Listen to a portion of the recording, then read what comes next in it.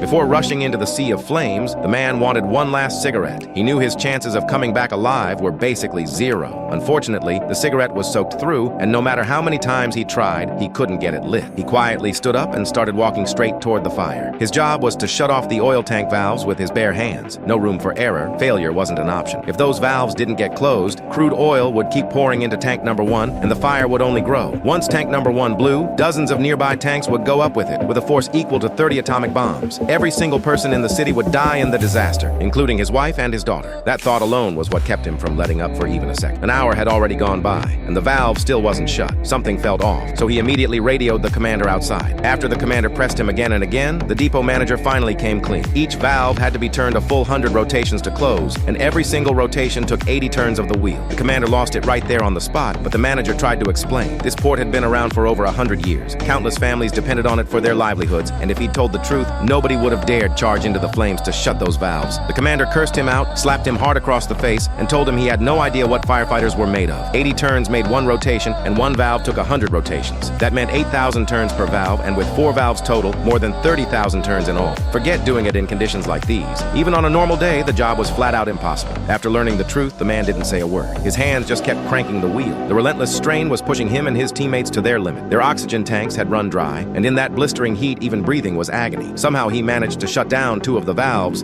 but by then, the fire had roared up even fiercer. Realizing no backup was coming, they turned around and headed across the plant to shut off the last 2. On the way, an explosion nearly buried him in the flames. Thankfully, a teammate grabbed him just in time and hauled him up onto a steel frame. From there, they began their final stand against death itself. The fire seemed to sense their defiance and suddenly surged back at them.